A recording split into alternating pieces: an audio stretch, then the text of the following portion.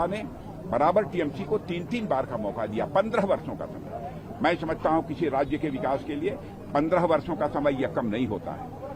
देश में बहुत सारे ऐसे राज्य हैं जिन राज्यों ने केवल 5-8 वर्षों के अंदर ही अपने राज्य का विकास तेजी के साथ किया है।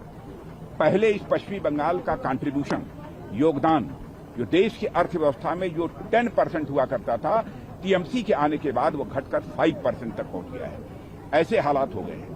लोग यहां भय और दहशत के माहौल में अपनी किसी तरीके से जिंदगी गुजार रहे हैं। इसलिए मैं पश्चिम बंगाल की जनता से अपील करना चाहता हूं, इस बार परिवर्तन होना चाहिए और यहां की माताओं बहनों को भी यह विश्वास दिलाना चाहता हूं कि आप भारतीय जनता पार्टी के हाथों को मजबूत करिए।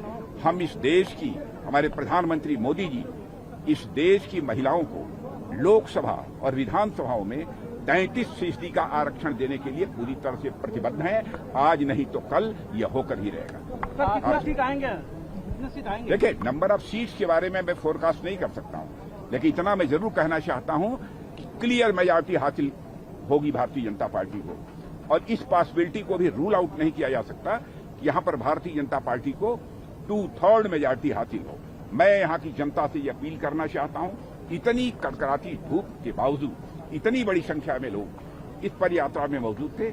लगता है कि अब लोगों ने मन बना लिया है कि यहां के बीजेपी के कैंडिडेट खोकन दास को भारी मतों से विजय दिलाकर वह पश्चिमी बंगाल की विधानसभा में भेजेंगे। महिला आरक्षण का टीएमसी ने विरोध किया है, इसका नहीं, टीएमसी ने, डीएमके ने, कांग्रेस ने, समाजवादी पार्टी ने, सभी ने विरोध किया है। लेकिन महिलाएं, जब चुनाव होगा उसमें इन राजनीतिक पार्टियों को, जिन्होंने की महिलाओं के 33% आरक्षण का विधानसभा लोकसभा में विरोध किया है, उनको सबक सिखा देंगे। ऑपरेशन